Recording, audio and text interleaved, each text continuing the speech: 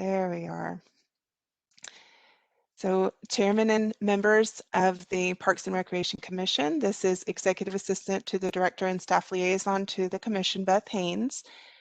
This afternoon's meeting is being conducted electronically via WebEx events platform and is allowed based on the Governor's State of Emergency Declaration for COVID-19 and the City Council's Continuity of Government Ordinance. Also, please note that the meeting is being recorded. There are 3 presentations listed on the agenda for today, and at the end of each presentation, the chair will open the floor for questions. It is important for commission members to hold their comments until recognized by raising the virtual hand if at all possible. We know Commissioner Payne I'll help you out with that. Also, it is helpful for commission members to ask all questions and end by stating you will stand by for answers. This helps to ensure that all questions are answered before I move to the next commissioner. Chairman and members of the commission, there are no speakers from the public registered for this afternoon. And generally there are some instructions that I would give and that would need to be followed should there be any speakers. But since that's not the case, then we'll save that for a future meeting. So participants, including members, liaisons, and all staff, please be sure to mute any additional devices that you may have in the room in order to avoid any unnecessary background noise and or the possibility of echoing or reverberation. It is important that once your name is called, please wait 2 to 3 seconds to ensure that the commission hears your complete remarks, then begin your comments by identifying yourself. At the conclusion of the meeting, the chair will then move to any additional parts of the agenda which may require a vote. The chair will ask for a motion and a second, and then open the floor for discussion amongst the commission members. The staff liaison, myself, will then recognize the commission members in the order in which they raised their virtual hand, which is seen in the participants list. Once discussion is over and the vote is called, the staff liaison will then proceed to do the electronic roll call vote of the commission members. And once the vote is recorded and stated for the record, the chair will then move to the next item listed on the agenda and continue as previously stated until all of the items have been considered. So we don't have a large number of items for voting on, just their standard items right now. If there's items for decision or vote later on, then this will come in more to play. So chair and members of the commission, are there any questions that you have about the process? I'm going to unmute you, Commissioner Payne, just in case.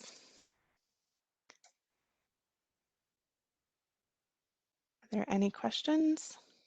No, not at this time. Thank you.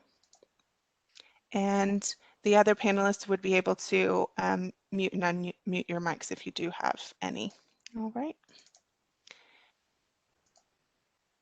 There we go. So thank you, and I'll turn the meeting over to Chairman Fentress to open it. Thank you, Beth. I believe we do have enough for a quorum, don't we?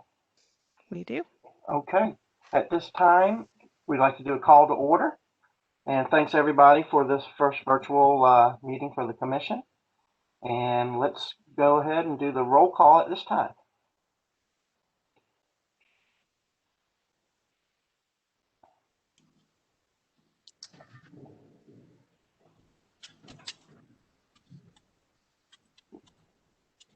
I have to say it again, Beth.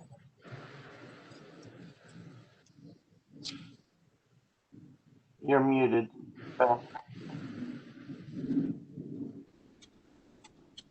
Right, thank you. Must have hit it twice. Commissioner Brunke. Present. Thank you. Commissioner Davis. Maybe coming in shortly.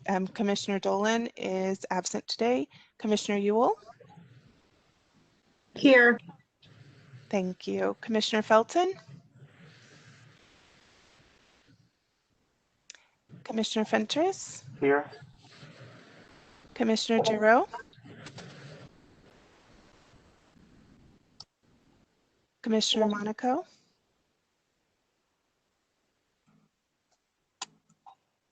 Commissioner Payne. I just have to be able to unmute you.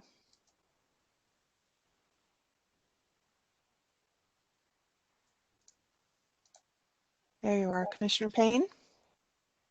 Here, sort of. Commissioner Prosser, I'm here.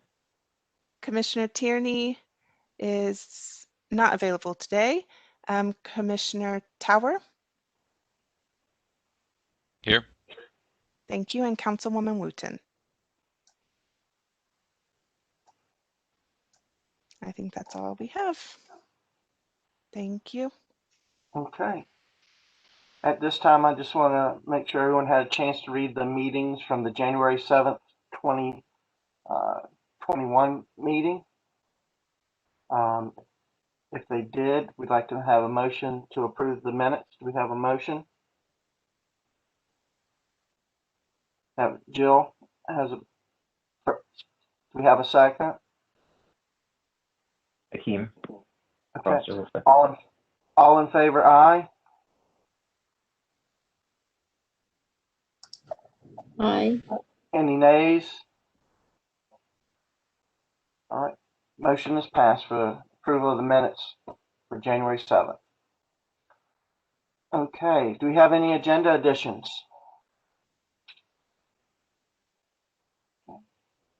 Any correspondence or public comment?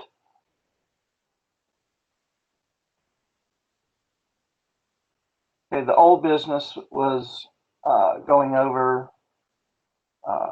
Virginia Code 2.2-3708.2. I think we're all aware of everything on that. Any new business? Okay, at this time, let's go into the staff reports, and we're going to go with the Unity Month with Colleen. Thank you. It'll take me just one moment and I'll get that up for you.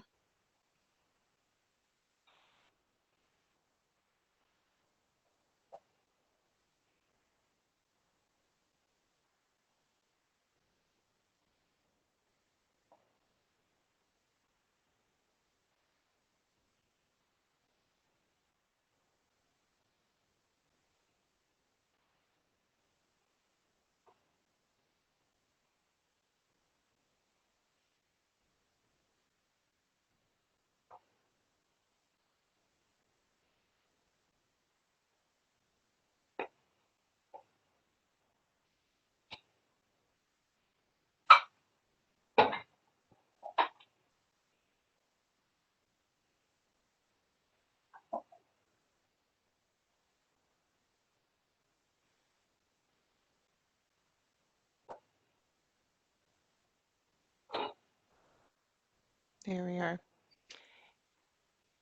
I'll get this started. You should be able to hear it. If you do have any issues, just let me know through the panelists and raise your hand.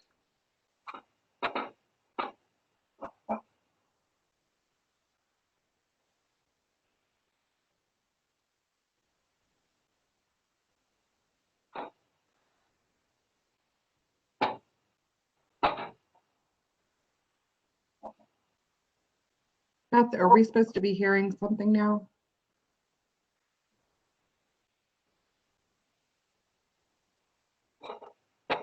When you do the share, you just need to change it to do video under the options just before you select which screen to share.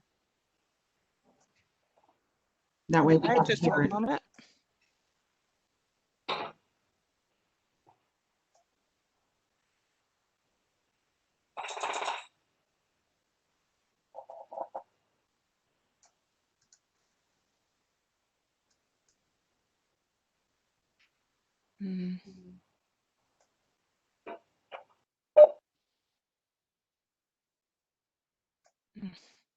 Sorry, just one moment.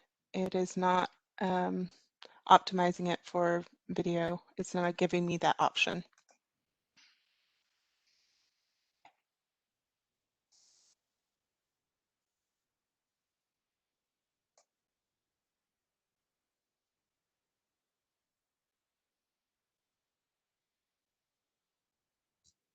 Mm. It will be important for you to be able to hear it. Colleen, may I ask on the, while I'm trying to sort this out, would it be possible for you to be able to go over the slides and just let me know in order to make the transitions? If you're able to unmute yourself. Sorry to be trouble. You're no trouble. I'll just try to pause it so that the sound Yeah, is not going. I was looking for my notes and I was like, oh, where are they? I can't find them. I don't know. So okay, I'll wing it. All right, I will share it here for you.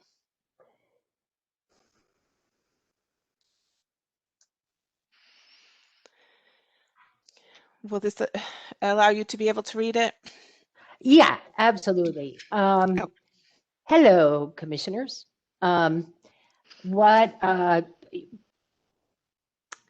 Unity, our Unity team has been in together for about 2 years now, and it has expanded actually to include staff from the aquarium, human services, city manager's office, STAR office, I think I said human services, but a myriad of, and cultural affairs as well.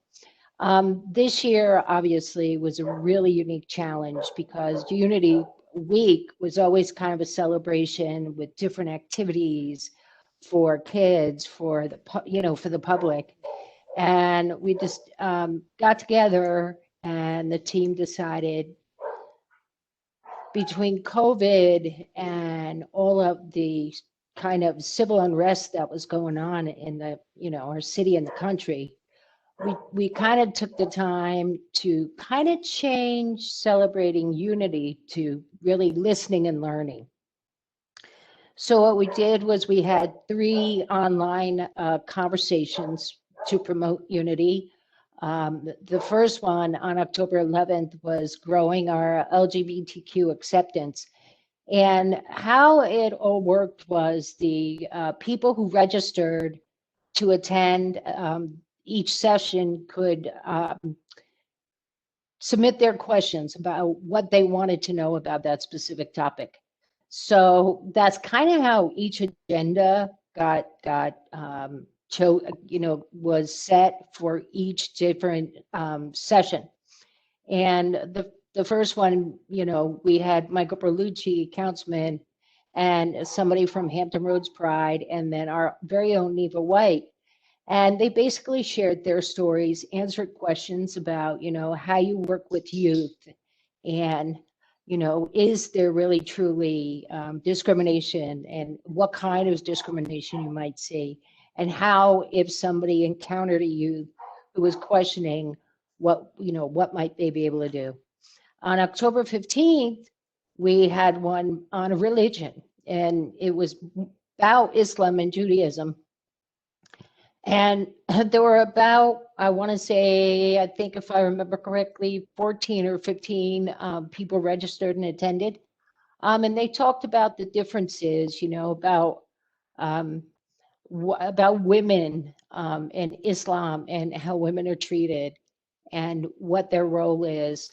They talked about, how the community views both religions and what they could do to become more accepting. And then finally, okay, next slide.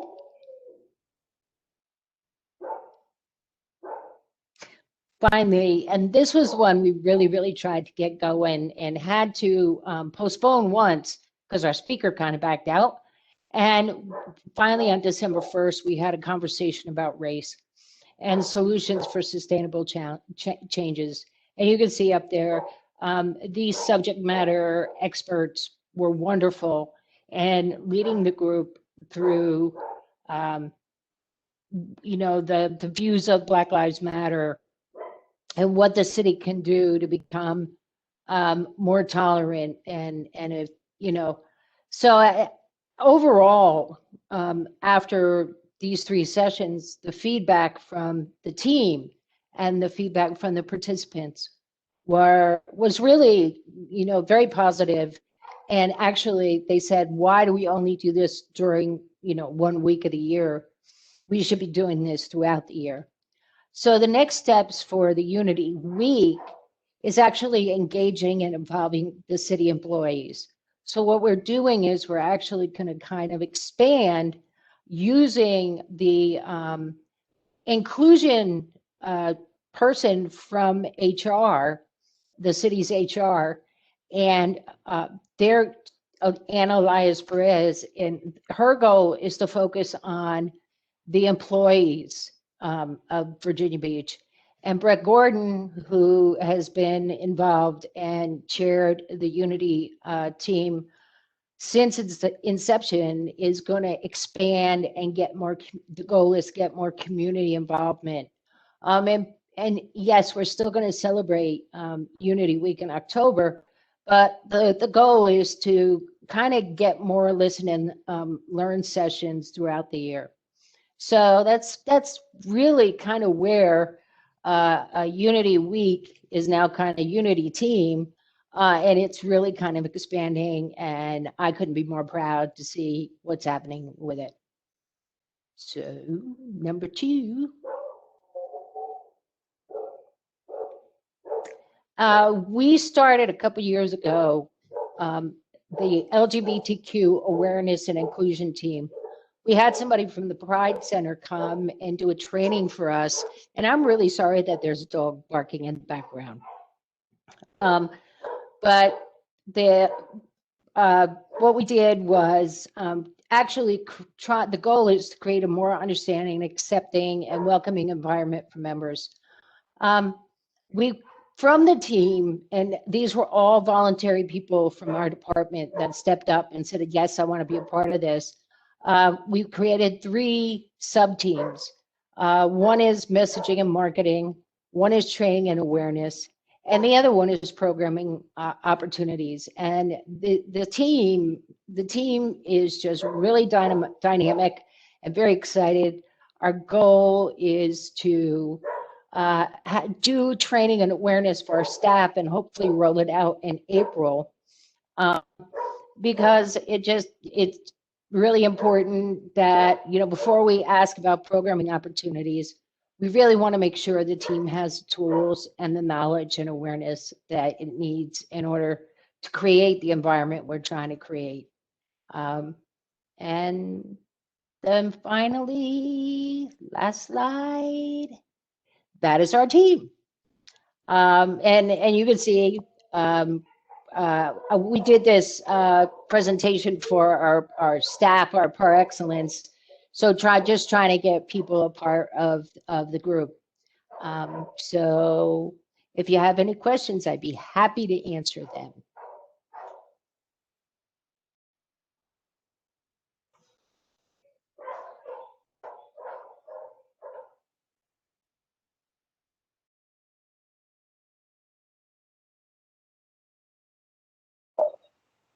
Does anybody have any questions for Colleen?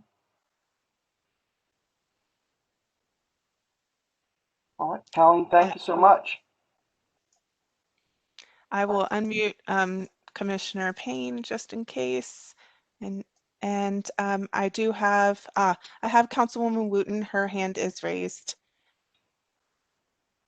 There we are. Councilwoman Wooten, I do see your hand raised. Are you able to hear us? Yes, I am. I don't have any questions. I just wanted to let you know that Commissioner Sharon Felton was trying to log in to the meeting, and so she's having some difficulty, and she wanted me to let you know. Okay, I'll try to send that to her. All right, thank you. Thank you. Thank you. And Commissioner Payne, I'm able to unmute you. The only- were there any questions?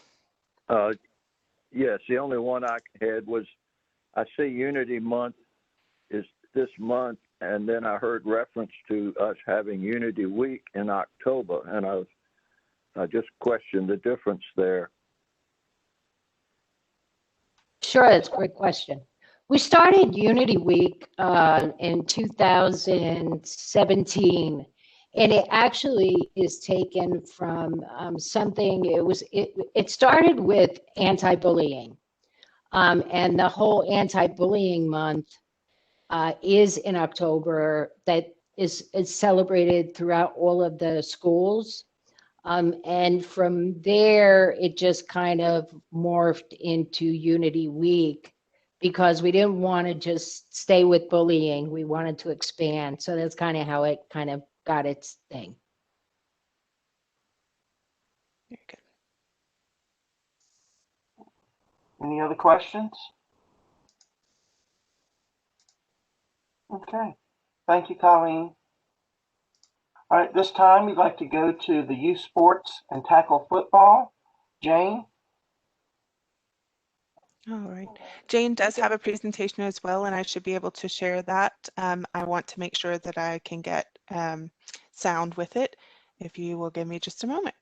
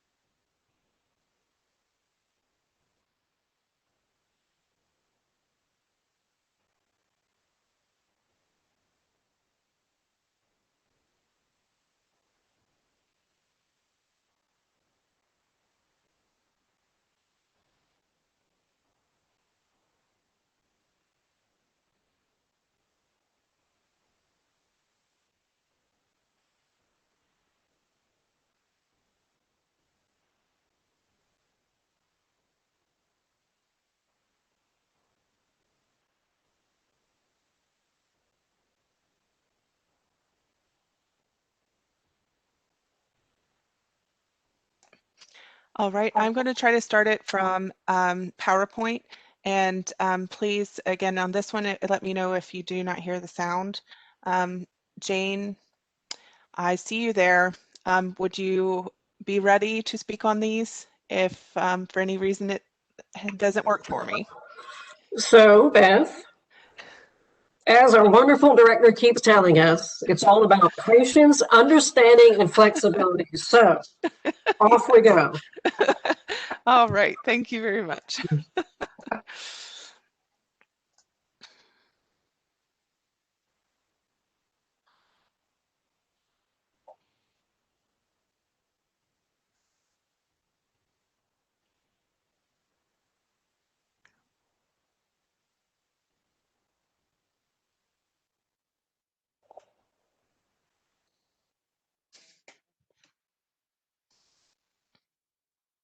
No sound. No sound. All right. It's not allowing me to, it's not giving me that option that I normally see. So there's our technical difficulty. Sorry to the presenters who will need to be able to pick up their notes where they left off. So as much preparation as we can have, then Jane, just lead me through if you don't mind. Just let me know where you'd like to begin, and I will share just the slides. So, where I'd like to begin is I'm going to kick it over to Sherry Hawkins, our Parks and Rec Supervisor in Sports Management that oversees all of our youth and adult leagues. And she actually has the Word version of the script we used for the voiceover. So she'll be able to read the script as if it was the voiceover, and there'll be a slight pause at the end of each of those slides, so you'll know how to move it along from there. Okay, sounds good. Thanks, Sherry. Thanks, Jane. The Virginia Beach Parks and Recreation Sports Management Unit offers a variety of youth and adult athletic leagues.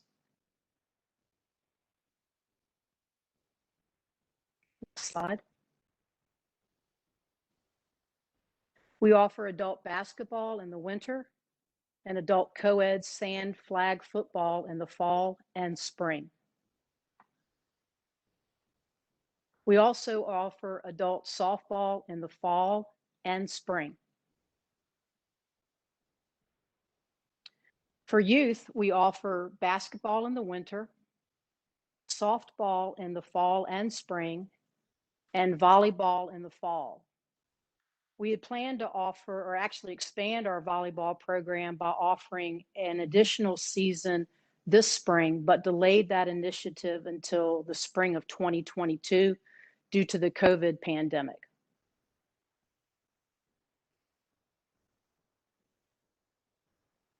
Our current football offerings are as follows: a tackle league that is held in the fall, a co-ed 7v7 league in the spring that is called a passing league, and a co-ed flag football league in the fall. Referees and officials for most of our leagues are a contracted service. The organizations that currently provide officials for our leagues are referenced here, and there, and here, and there. Thanks, Beth.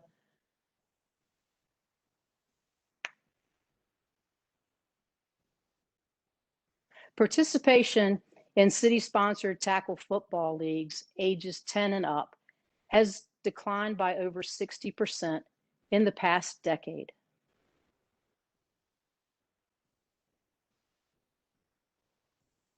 Participation in farm, which is an under 10 program that is offered by our partner recreation associations, has also declined, but by over 80% in the last 6 years. There are many reasons for the sharp decline in tackle football participation. Most youth team sports have seen a drop in participation as well. Safety concerns related to contact have heightened, especially concussions and COVID. In addition, 2 alternate service providers in our city offer tackle football.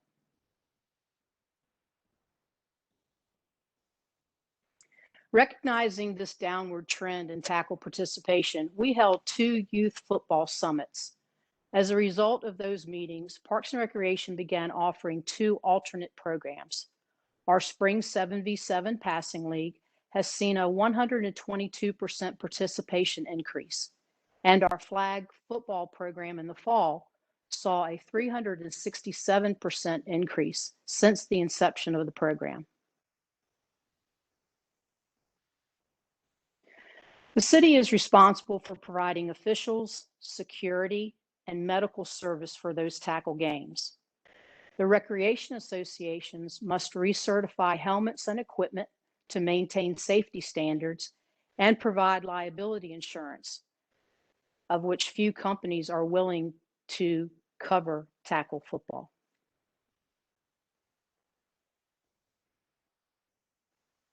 Due to COVID-19, the most recent city tackle football league was fall of 2019. The expenses for a 59-game season are shown on this slide, totaling just under $30,000.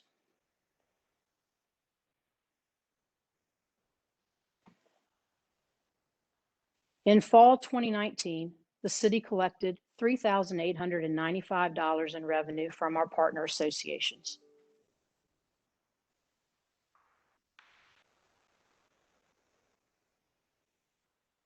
Flag football as an alternative to tackle football is not only safer, but registration would be handled differently. It uses fewer officials and eliminates the need for security and medical coverage. The recreation associations benefit by providing less equipment and from increased insurance options.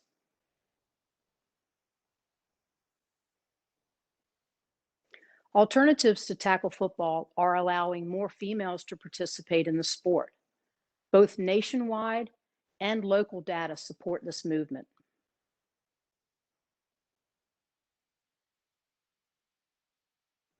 Here you see a side-by-side comparison of the revenues and expenditures for fall 2019 tackle football versus fall 2020 flag football.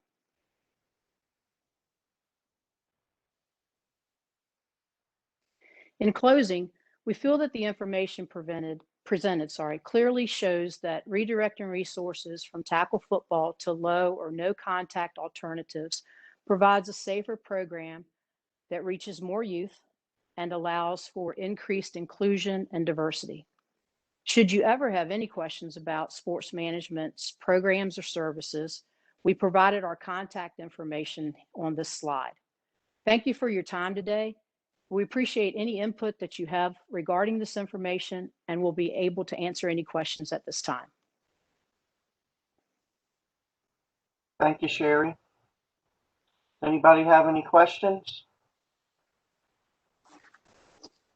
Just for me looking at it, who thoroughly enjoyed all the tackle football I played in the rec leagues growing up, something that we need to look at in future meetings, talk about whether or not it's really feasible, maybe something we need to do like we did with baseball and converting it. Something to definitely look at. Anybody have any questions? If I may, I'll unmute it for Commissioner Payne just in case he has any questions. And also Commissioner Felton was able to make it in, and Councilwoman Wooten, both I've been able to move to the panelist section, so apologies for any wait or delay there. Here you are, Commissioner Payne. Yes, thank you. Sherry, it appears that the tackle football cost of operation is just getting out of hand for the department. It looks like the revenue in 2019 was to the city was only 10% of what the expense was for running those games. And I don't know how recent there's been a study of the citizenry to see how much opposition is out there for giving up tackle football into city recreation leagues. I assume that it has waned over the years, and I feel like, you know, we may be at the end of the road for trying to provide tackle football unless the recreation leagues are able to hook up with some of the franchise leagues that are already operating and or get corporate sponsors to put up the money necessary to put teams on the field. I see our only other option is to take that emphasis and put it in touch football, flag football, and co-ed sports along those same lines. Thank you.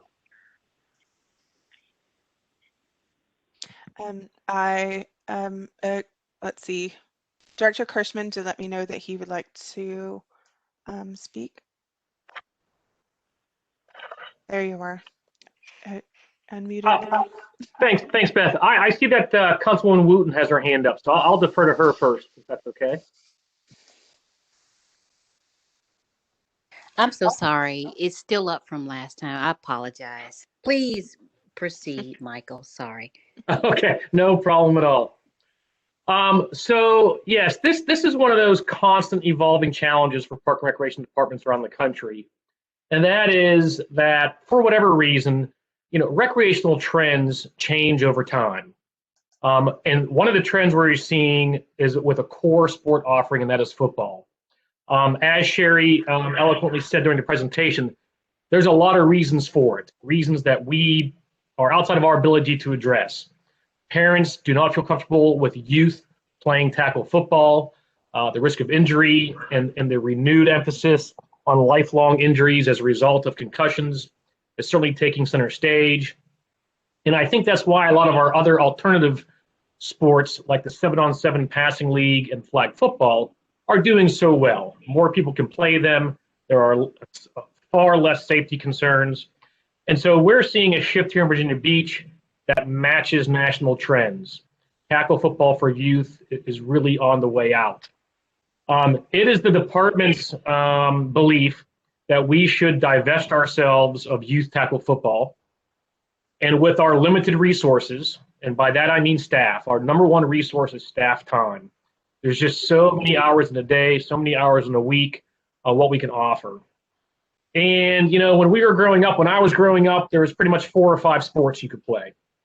Now there's dozens and dozens, ranging from lacrosse and rugby to all these, to disc golf, to field hockey, to all these other sports that are out there in the world that didn't exist 40, 50 years ago. Our job is to do the best we can to provide recreational amenities for the public with the resources we have. We have to, over time, make changes. Stop doing something, start doing something else. You have an arts and crafts program. It's popular for 20 years, but then nobody wants to do stained glass anymore because stained glass isn't a thing. You divest yourself of stained glass arts programs and you go into a new program. Same with fitness. Fitness trends change, and so we change our fitness classes over decades based on what's out there. Special events come and go. There might be a special event that a park system did for decades, but then it kind of fizzles and fades, and you come up with new special events. But you don't keep all the events you've ever done. You don't keep all the sports you've ever done. You don't keep all the fitness programs you've ever done. You have to change with your staff time. We believe it is far more beneficial and efficient, would serve more people with our resources to go all in on things like 7-on-7 passing leagues and flag football and divest ourselves of tackle football. Now, the reason we're bringing this to the Park and Rec Commission is that we would next month be asking the Park and Rec Commission to endorse the department's decision to move away from tackle football and no longer offer that as a core service. And so that's why we're bringing it to you, so you can see the numbers, you understand the reasons. And I will say that it won't be without controversy. While the participation levels in youth tackle football is really low, there are still a couple teams out there still playing, and they would no longer receive quite the support that they have from us. There are other private service providers and nonprofit providers of tackle football, so it's not like they wouldn't have the option. They just no longer have the option of us running that league any longer. But it really becomes difficult for a department to continue to offer any type of program, whether that's athletics, arts and crafts, or fitness, and always do the same thing over and over again and just keep adding on more activities. You have to adjust as you go. A great example of that is we're no longer putting in horseshoe pits in the parks because nobody cares around horseshoe pits. We're now putting in cornhole boards because people play cornhole and they carry around bean bags. And I would no longer tell my staff to go install a horseshoe pit. But that's why we're taking out horseshoe pits. It's a sport that is no longer done by many people in the public, and we don't have enough land and resources to provide every sport for everybody all the time. But like I said, the remnant youth tackle football community would likely be against this. I think some of them would understand. As Jane said, we did have some tackle football summits. We brought everybody together, the coaches and the people that run the leagues, and we met with them well over a year ago. So they know the issues. They're dealing with these issues just like we are. Rosters that are falling in the number of kids that are playing, trying to get teams together. We would, of course, always make our fields available to outside groups that want to use our fields. That would never be the issue. We would just no longer provide it as a department sport and organized through us. So we would no longer providing, and Jane can talk more about this, we would no longer provide the coaches and referees. We would not do the registration. Any outside group can use our fields. It would just not be a sport that we run and organize ourselves. So I'm going to stop there and turn it over to Jane if she wants to chime in with anything further.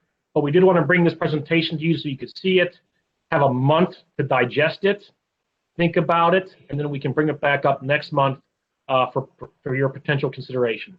Jane?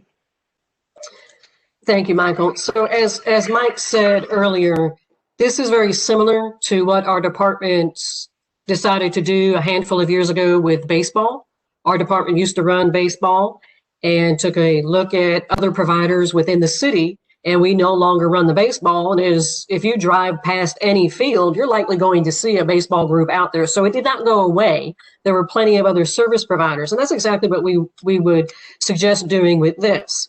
We will make sure there's opportunities out there for them to continue to play tackle, but we don't necessarily have to be the ones providing those opportunities. We talk about the alternate service providers. We know there's Pop Warner in our city, very well known, the Mustangs. We also know there's American Youth Football out there. That's another league. And as a matter of fact, we already have a couple of our recreation associations that were no longer participating in our league. They already chose to go play. It's AYF, and it was Bayside Rec Association as well as Cook. Cook last year went and played in the AYF league. So we already see some of these teams splintering off and going and playing elsewhere. We do have some large rec associations, and to be perfectly honest, there's a handful of them that are already having their own discussions without us even bringing this out yet this year about what do they think it will look like this coming year. Would they want to go to another organization, or would they potentially want to form their own independent organization? So that would really be a discussion and a decision that they would be having. But if we were given the direction to move forward and continue down this road, we wouldn't just walk away and say, we're not doing it.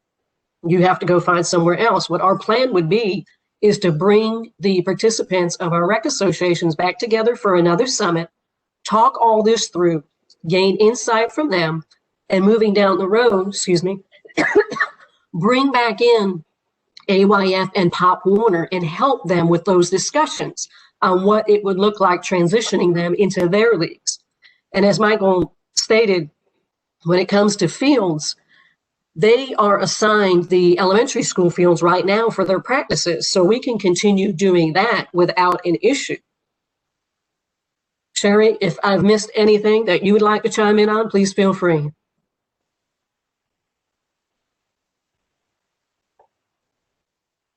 If anybody has any questions now, we'll be happy to answer those. If you want to take a little while and think about it, we're very easy to get a hold of. Send us an email, pick up the phone, talk to either myself or Sherry, and we'll work with you on getting you any information you need.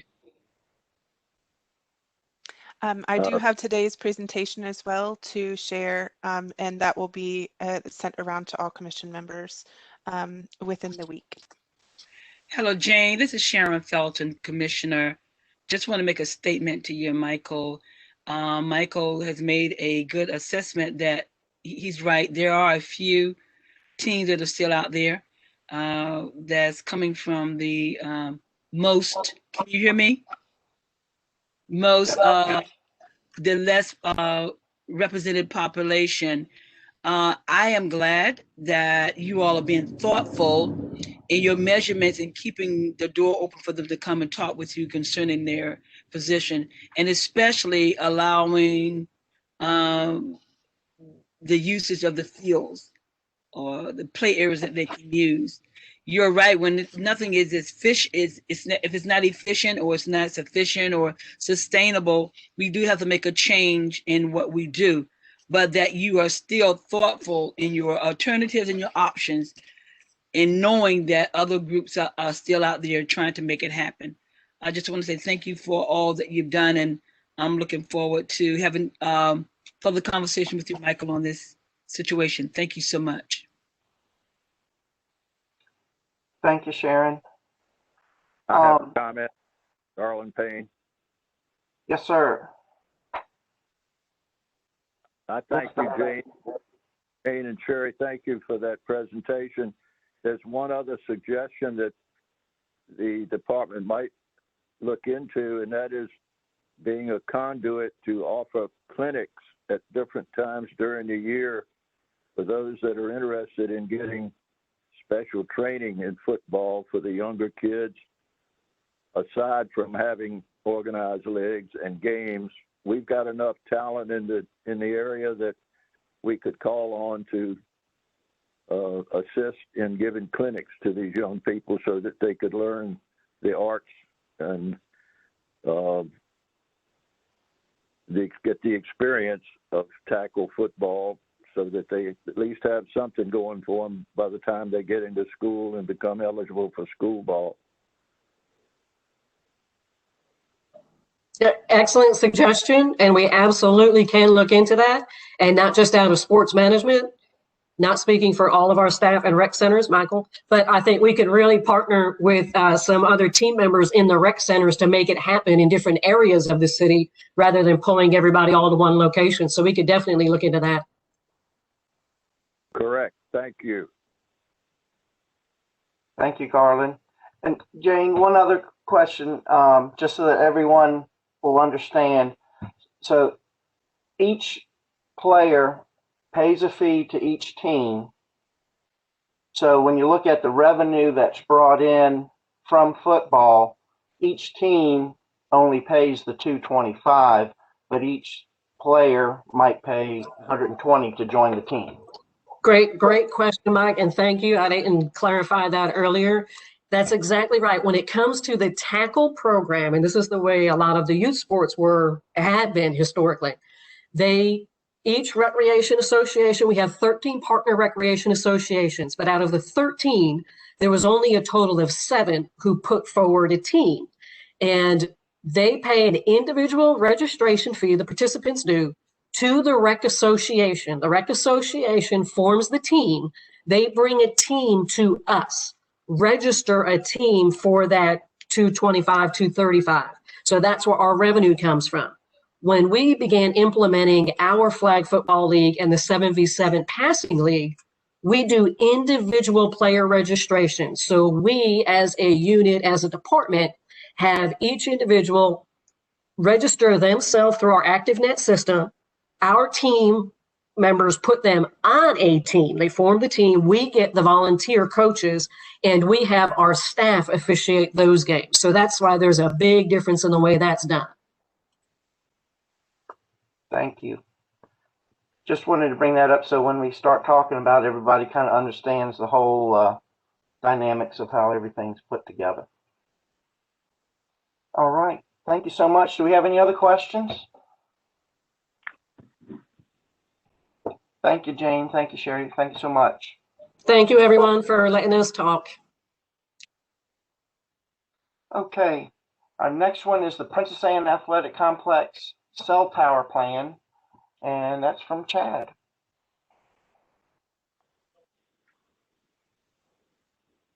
Michael, we have dropped, just since yesterday, we have dropped that agenda item. We have a different proposal coming now from a cell phone company, so that is being removed from the agenda. Sorry, I brought that up earlier. No problem. Thank you. Okay, and D is the active transportation plan. Elaine?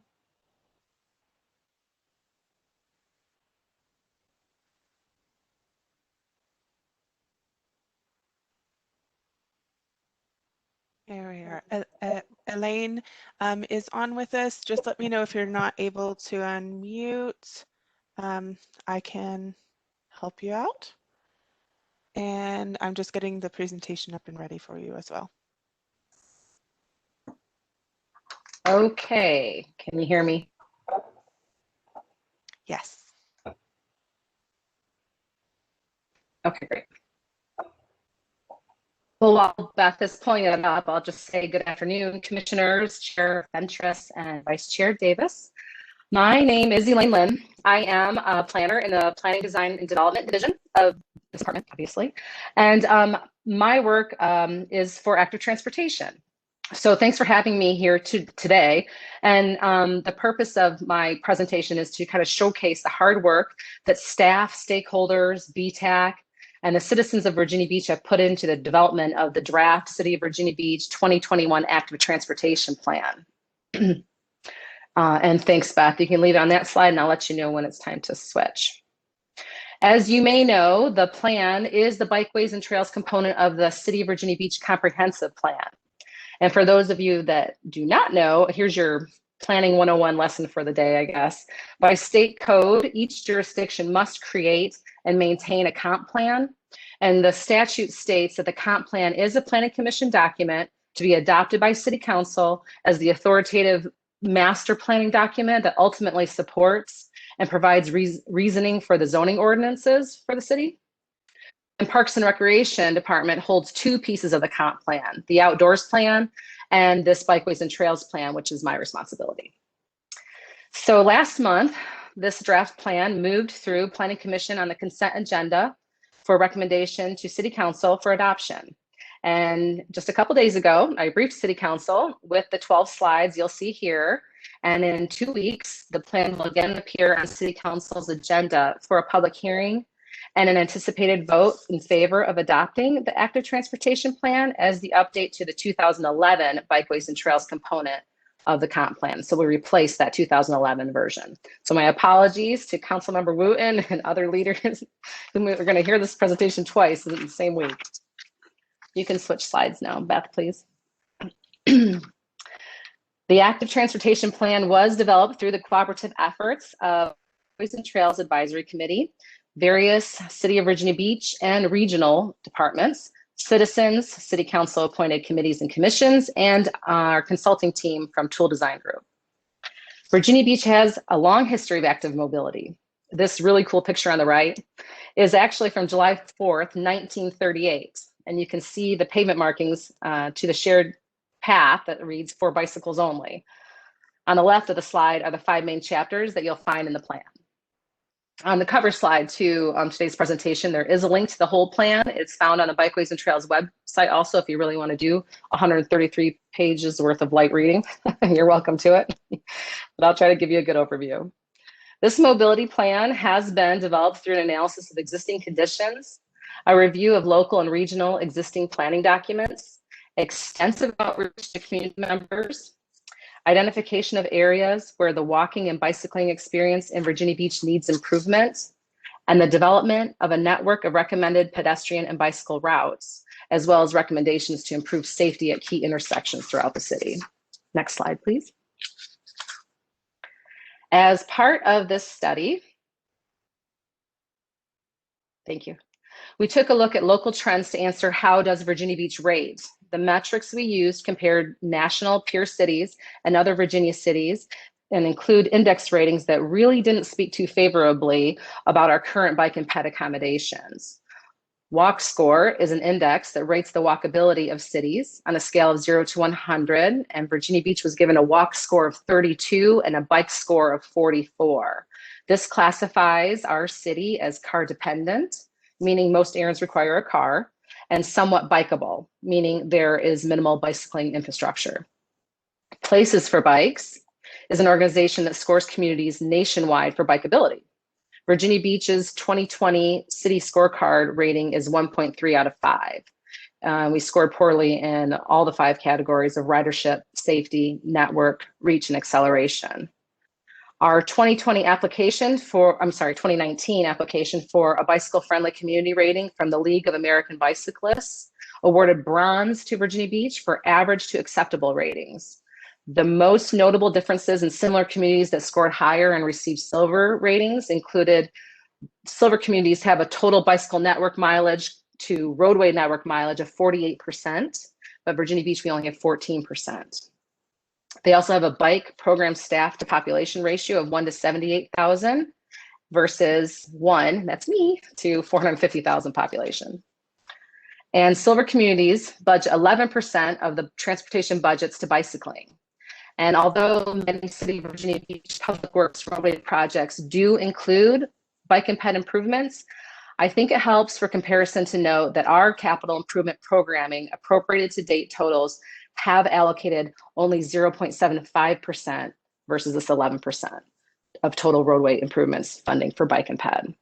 But despite these rather grim report cards, I look at it as Virginia Beach has a long way to go, but we've got every opportunity to get there. Next slide, please. So how do we get there? The 5 goals you see here on the left are laid out for the active transportation network.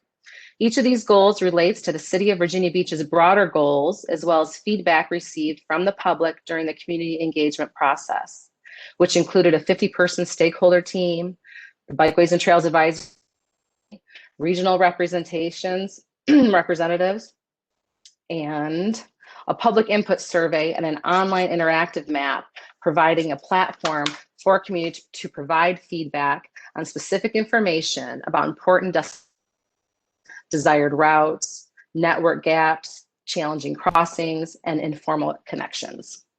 That input process captured 1,448 Virginia Beach participants, representing each of our zip codes, and carried a 95% confidence level with a 3% margin of error.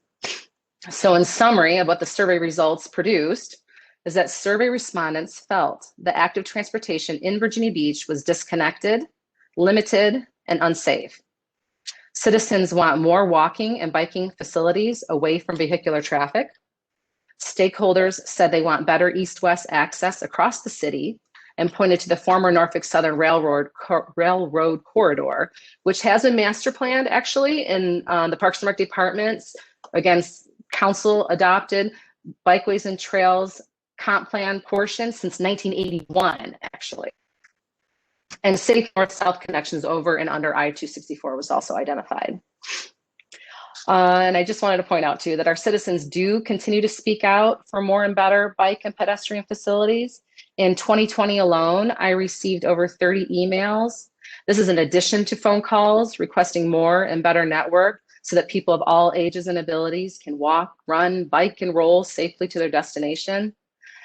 And that's nearly every week that I'm on the job. Someone thinks it's important enough to take the time and energy to find out who to contact, reach out via email, or make that phone call.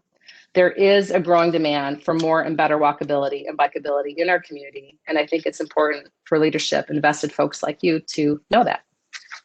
Next slide.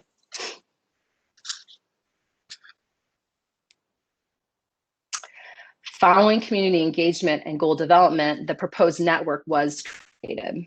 The network brings together the research and analysis, on-the-ground fieldwork, community input, and implementation of industry best practices to develop in all ages and abilities active transportation network that is safe, comfortable, and connected.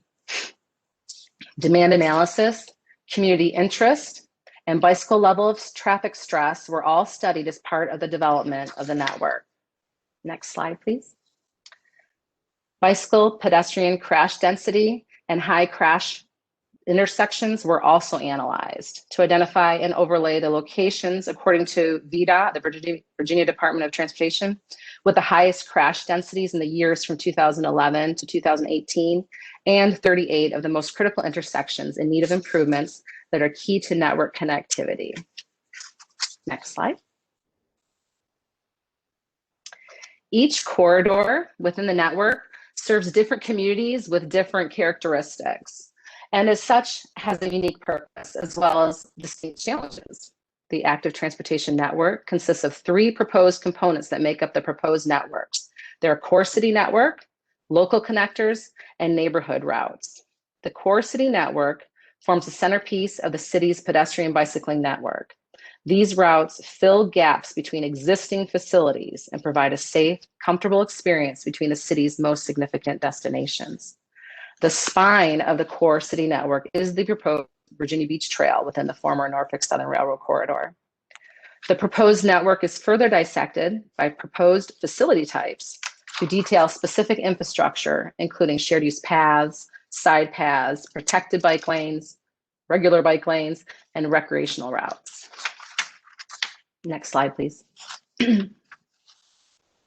The selection of the facility types and design considerations for implementation are centered around the goal of developing a low-stress active transportation network for people of all ages and abilities.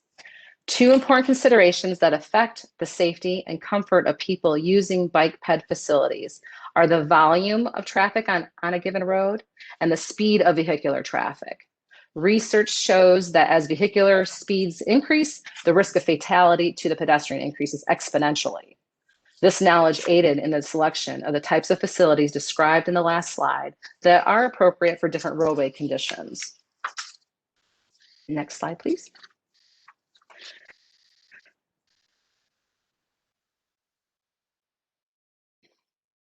My apologies. I hope I caught the mute button in time for coughing.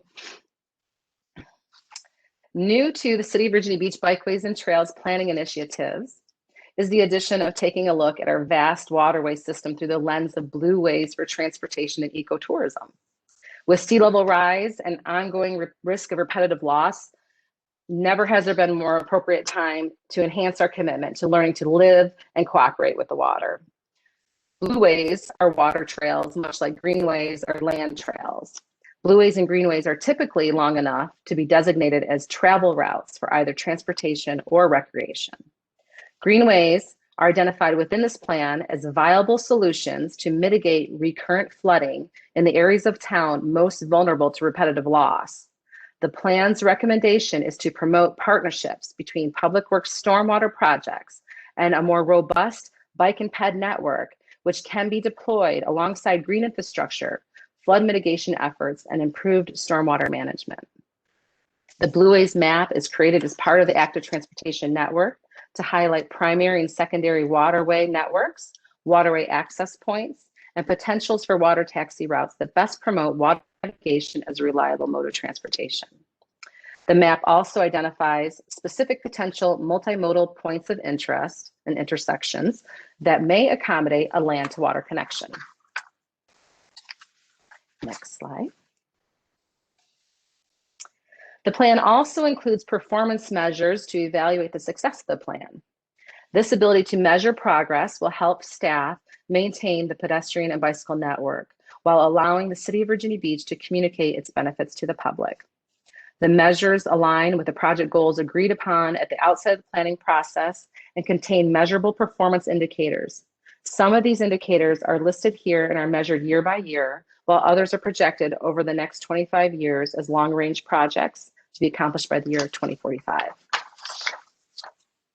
Next slide, please. The project team identified 6 priority projects that the city should pursue for short, medium, and long-term implementation. These projects were identified using the following criteria: key network connectivity, public support, recognition of existing planning efforts, and consultation with stakeholders. These projects will make a significant contribution to improving access, increasing safety, and promoting economic development. Again, since the 1981 Bikeways and Trails Plan, the Virginia Beach Trail remains the priority project. As recent as last month, the Bikeways and Trails Advisory Committee Vice Chair Walter Camp and I were asked to participate in a Wavy TV10 interview hosted by anchor Katie Collette to describe the proposed Virginia Beach project. And that interview lasted about 60 seconds, but it resulted in over 2,000 views and responses on Walter Camp's and my professional LinkedIn pages, in addition to garnering interest and support from our U.S. congressional representative, whose office has since reached out to Parks and Recreation. The interview was also posted on Parks and Rec Facebook page and received nearly 5,000 views, 148 likes, comments, and shares, with 0 negative feedback. The public just seems to love this trail. I do too. And last slide. One thing this year has taught us is that people need more spaces to get outdoors and move about. And that's what Bikeways and Trails provide. The vision is that one day soon, active transportation will be the backbone of daily life in Virginia Beach. Sidewalks, trails, blueways, and bike lanes will connect residents, workers, and tourists of all ages and abilities. Walking and bicycling will be a safe, comfortable, and fun option of travel. And access to active transportation will bolster public health, support a thriving economy, and help protect our natural environment. So thank you again for the opportunity to share this. And if you have any questions at all, I'd be happy to answer those.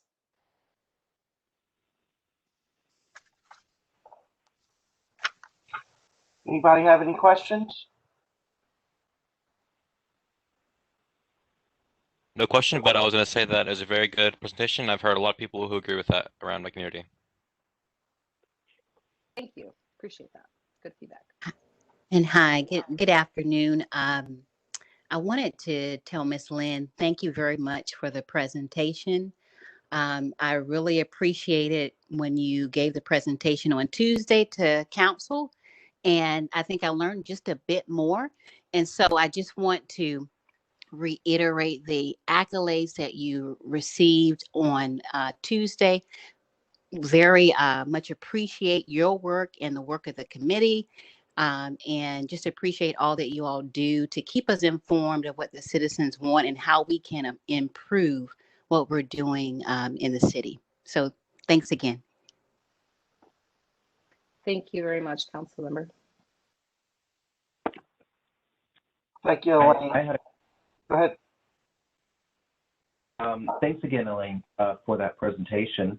Did you say that the Virginia Beach Trail has been an agenda item since the 1980s? Is that what she said? Again, the Bikeways and Trails Plan is a component of the comp plan. So that's a master planning document. And as part of the comp plan, transportation, including bike and ped, is required, a part of the state statute. So yes, there's in 1981, the published Bikeways and Trails Plan that was adopted by City Council highlighted this shared use path in this corridor as a priority project at that time. Now, as you may recall, as residents know, there was that corridor is 66 foot wide, so it can accommodate more. And at one time, the referendum for the light rail went through, and that was voted down. So we know it's not light rail, but the trail was always supposed to be running alongside that. And it still is identified as a priority project. The project actually has carried forward. The entire width of the city is 12 miles long. And 1.5 miles of that trail in the most easternmost section of the city is constructed from Bird Neck to Pacific. That's the Norfolk Avenue Trail is what we call it, but that's within that corridor. And that 1.5 mile section of shared use path is heavily used. It actually is part of a loop that goes from Bird Neck. You might be familiar with the shared use path on General Booth, Bird Neck, and take Norfolk Avenue. But there remains 10.5 miles of unconstructed right-of-way that the city owns outright. We have that right-of-way. It's just sitting there vacant. So we would like to finish constructing that trail in that remaining 10.5 miles. And as part of that project, it's unfunded at this time. We are submitting an above target request to City Council for the second year. Obviously, there's a lot of competing projects, so we're hopeful, but we're realistic as well. But we are submitting as above target to begin to fund the design of a phase one of that. The entire remaining 10.5 miles is designed to construction drawings to 15%.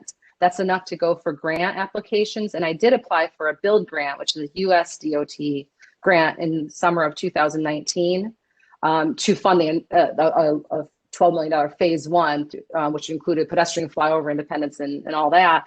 Unfortunately, no one in the Commonwealth of Virginia received a build grant during that submission period. So we're not fortunate enough to get that. So at this time, it remains unfunded, other than it is designed to 15%. Thank you. Any other questions? Commissioner Brunke does have her hand up, and then Liaison Anoya as well. This is Commissioner Brunke. Hi, Elaine. Thank you for the presentation. Just had a quick question. I was wondering if there was a trail proposed from maybe in the future from Back Bay at Lagomar into Sandbridge. I thought I had heard at some point something about that.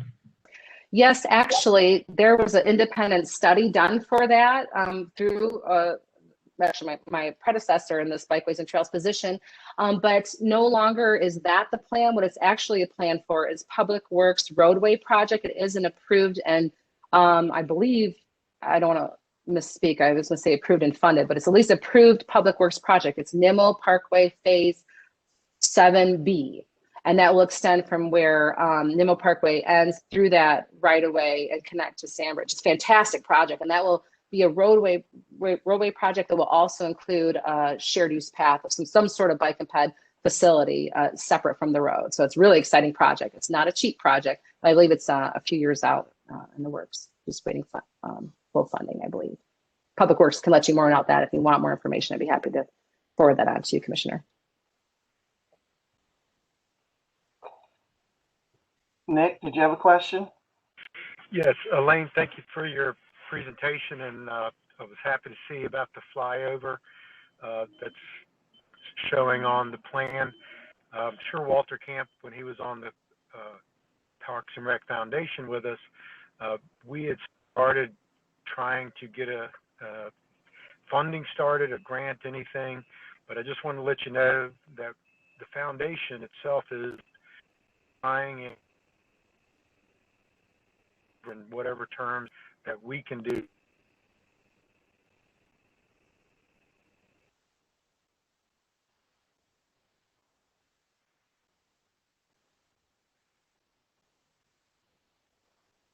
Uh-oh, is that me or is that?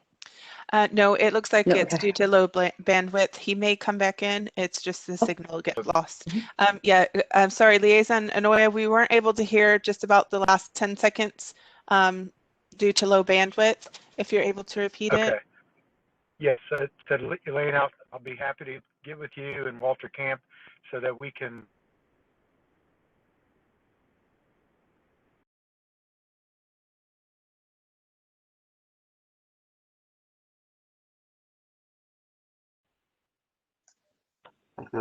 Should he come back in? I'm not sure which flyover he's speaking of. That's like, I think I'm losing him every time we get to the details of it. Not a problem. I have made a note of it. I think it's paused the video and audio sound together. There won't be much I can do on this side. It'll just keep cycling. But we can connect you after the meeting. I did hear him say that it would be with you, Elaine, and Walter. Okay, thank you. Any other questions I can answer for anyone? Thank you for your time. Appreciate it. Thank you, Elaine. Okay, now to the liaison reports. Do we have anybody from MYLA with us today? Yeah, hello? Yes. Yeah, hello, it's Ilias. So for MYLA, I'm Ilias and I'm just a member. Tristan Gambito is also here, she's a secretary. But for this year, MYLA has started several projects, including the collaborative project with YADAP, the Youth Alcohol and Drug Abuse Prevention Project. In efforts to stop the use of vaping projects, we have scheduled 3 sessions that will be held monthly, starting in 2 weeks on February 24th. And each session is packed with information, fun activities, and diverse speakers who share the same goal to reduce the devastating impacts these devices have on today's youth. And then next up, we have a second project, and that's the Peer Buddies program, which I'm the lead of. MYLA has partnered with the Bayside Middle School and Betty F. Williams Elementary School to offer a peer-to-peer conversation program. And MYLA members will be partnered with students based off of similar interests and will meet virtually. And due to the challenges presented with COVID, we felt it would be beneficial to connect the youth of MYLA of our community. And so our goal is to build these types of relationships to improve aspects that will be beneficial to these students, such as communication, self-esteem, leadership, and organization skills. And that's it. Very good. Very, very good. Thank you. Any questions? Well, thank you for all your hard work with everything that y'all do. Okay. Next, for schools, do we have anybody from schools with us today?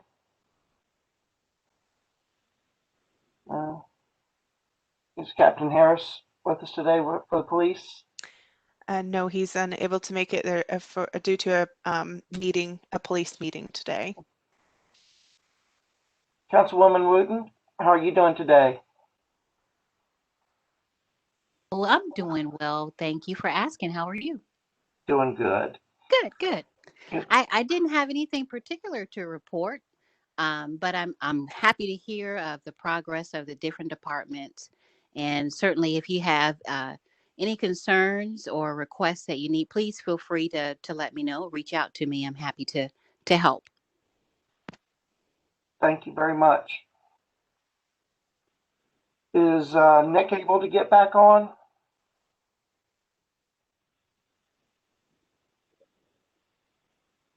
Okay, he messaged me that he lost connection. Okay. So he might try to get back in. Beth, he might need assistance. Yeah, he's not in the attendee list or participant list at the moment. Okay.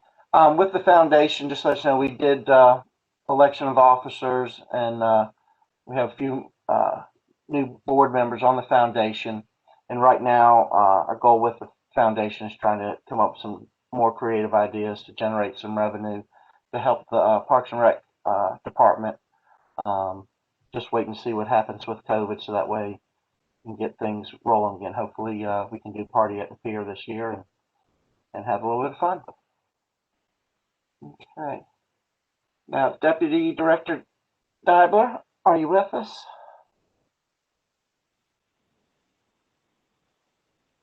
Yes, I'm here. Hi, Shirley. Hi. You have anything with programming and operations? Yeah, I mean, everything's a go. The centers are operating. We've got people out in the parks. Our crews are out taking care of the fields and, you know, all the grass, and everything's just going. So nothing major to report on my end. Okay, great. Hopefully no more big snowstorms and we'll be okay. Yeah, hopefully not. If not, though, Frank and his Parks and Landscape Services team, they're ready to go. They're ready to roll. Yeah, they do a great job. Shirley, just checking if you had any update for regarding the administrator position. What? My administrator position? Yes. You got me all tongue-tied now. So I'm in the process of reviewing the applications and hope to have some interviews coming up in the next couple weeks. So I'm very hopeful that we're moving forward. Thank you. Sure. And Liaison Anoya has rejoined us. Yay. Hello, Nick. Yes, I heard what you were saying. I lost my connection. So, Mike, you were spot on with what you said as far as the foundation goes. Okay. All righty. Thank you, Nick. Okay, now to the subcommittee reports. Open Space Advisory Committee. Jill, did they meet? No, they didn't have any meetings, so I don't really have anything to report. Okay. And Elaine, is there anything I know Hugh wanted to know if you could speak on the Bikeways and Trailways committees or anything special for us? Yes, hello again. Long time no see. We had our last meeting on January 11th, and I'll try to do justice on how Hugh would do this. I don't know how he normally reports out. So just a few highlights from that meeting. The meeting was held virtually, as has been the case since the pandemic. And really just a couple of things. We're in our cycle now where we're preparing the 2020 annual report to City Council. We have, it's going to cover calendar year, not fiscal year. And so I believe we have about 60 days from the start of the new year to submit that to council. So we're basically have to the end of February. And so we've been working on that. So I put up a long list that Chair Amy Frostick and Vice Chair Walter Camp and myself had composed of all the accomplishments. The last report was not submitted to council since 2018 due to a change in staff. And so really excited. We're just going to focus on 2020, but probably highlight a couple things that, you know, if they're important to share with council that had happened even prior to that year. So that we'll keep working on that. We reported out on Bike Buddies, which we generally do every month. And as you may be aware that Hugh was a huge donor, and he was also showcased in the Parks and Rec video. I don't know if y'all have seen that, but he did a great job. But also that was back on the agenda just to mention, because just as I had mentioned during the active transportation presentation, we had another back in November, an interview with Wavy TV 10 anchor Katie Collette about the Bike Buddies. And so it was a fantastic showcase, and it really produced some really neat results. So that right after that ad, we sold more bike racks. So we sold four at 11th Street and one at 33rd. So we've sold a total of 35 racks just since we launched this in 2020 and during a pandemic. So we're really excited about that. And they are installed with their plaques. And then lastly, coming up in February's meeting, we have a presentation on Marshfield Park, and that presentation will be done by staff a member from Planning, Design, and Development, one of my colleagues, as well as someone, a staff from Parks and Landscape Services, and they'll talk about the proposed mountain bike trails. Thank you. Great, thank you. Anybody have any questions? All right, thank you, Elaine. And now we're ready for the director's report. Michael?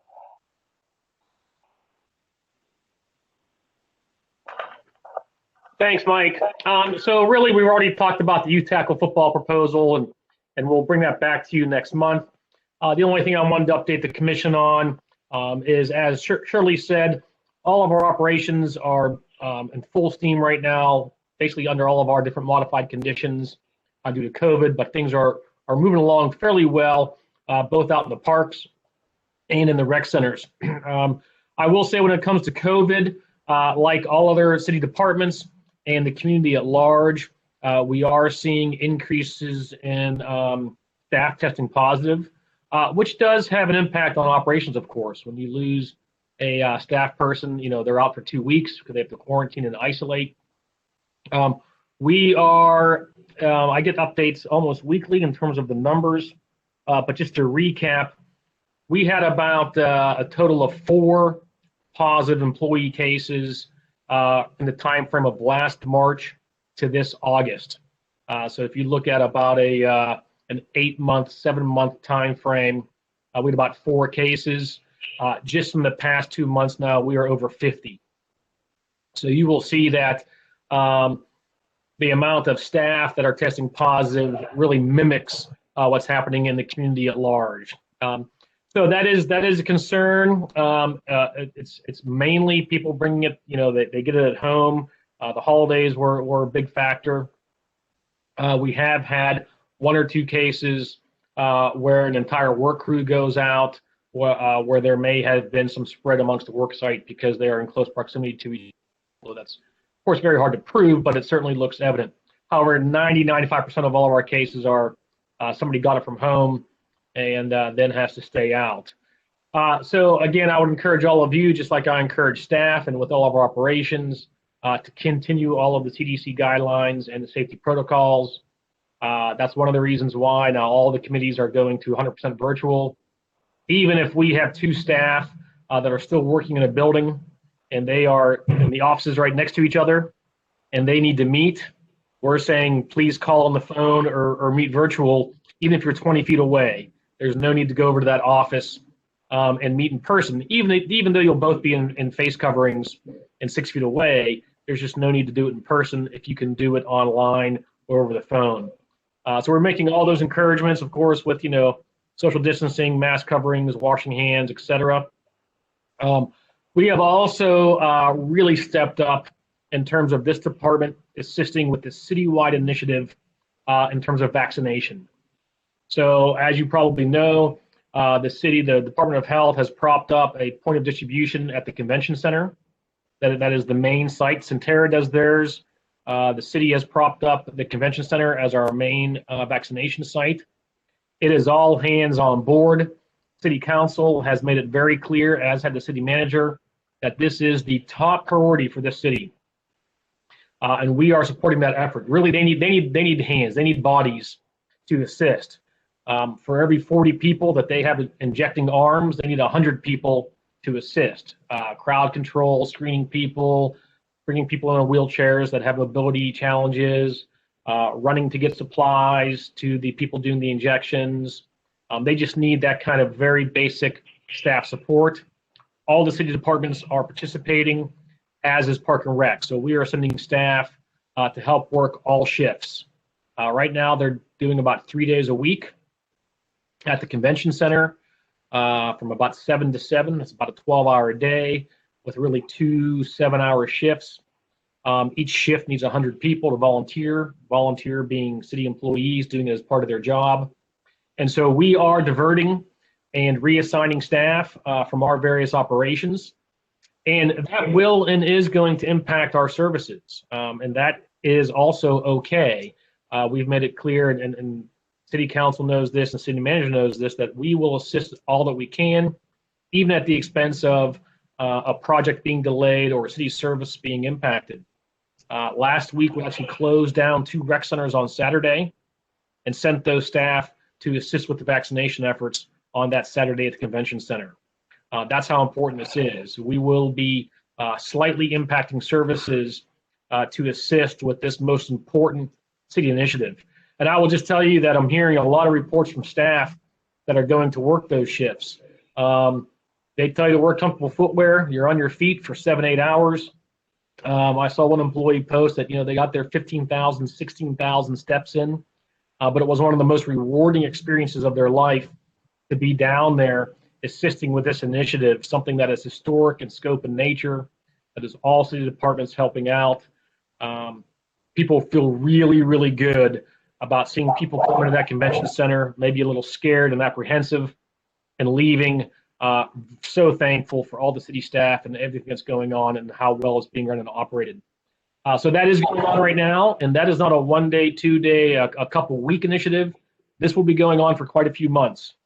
So this department and all other city departments will be sending staff to assist with the vaccination efforts from now until we get through this. So this is an ongoing initiative. Like I said, you may see some service impacts. You may see us close down a facility for a day, reallocate staff. We have a lot of people stepping up, but that's currently where things stand in the city and with the department in terms of COVID and the vaccination effort. And I'll happy to take any questions if anybody has any.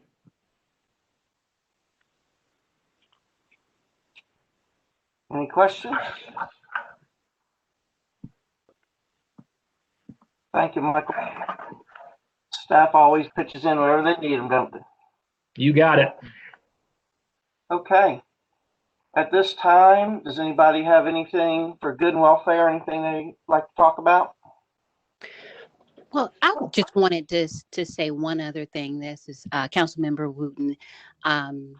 Just in light of what Michael just reported, and as he mentioned, all hands on deck is pretty much the sense that we have now with COVID and making sure that the vaccinations get out. But I did get information the other day from someone saying that if there's anyone who wants to volunteer, I have to say that just in case you may know someone may be interested, I just received information today that those opportunities are available. If you're interested, please let me know. I can send you the link and information. All volunteers, of course, are vetted thoroughly and precautions are taken. But if you're interested, especially those who are retired medical professionals, we certainly have a need for that support specifically. But there are opportunities to volunteer available if you're interested. So thanks. Thank you very much. Susan? Yes. Yes. Hi, it's Susan. Just had a question. I wasn't sure if this was a Parks and Rec initiative, but I saw in some parks in and around my neighborhood, some fence posts have been taken down. The fencing that surrounds the park, it was literally just a, I don't know what you call it, just a very simple fence, but it's been taken down. I was just curious if this was a Parks and Rec initiative to replace the fence posts. That's a great question. So you're probably, was it a split rail, like 3-piece split rail? Yes. So for really the last 2 or 3 years, we have been systematically removing split rail fencing in the parks. Where warranted and needed, we replace it with what's called guardrail.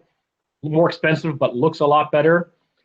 We are finding that the split rail is a couple things. Extremely unsightly, cracks and breaks easily. We spend tremendous man hours weed whacking around it, and it really looks unsightly because it just breaks all the time. So we have been taking it out. I didn't even realize we were still taking some out. I thought we'd gotten all of it by now, but my gut tells me that that's what happened. It's likely not going back in unless there's a need for security or safety or to keep something in, like if we have a car that drives through there, we need to keep vehicles out or something like that, we'll put in a guardrail. But that's likely what you saw. If you email me the park site, I can confirm that though. Thank you, Susan. Anybody have anything else? Okay. At this time, I'd like to see if we have a motion to adjourn. Thumbs up. Do we have a second? Okay. All in favor, aye. Any nays? All righty. Thank you so much. I think everything went well for the first virtual. Y'all have a great day. Thanks, everyone.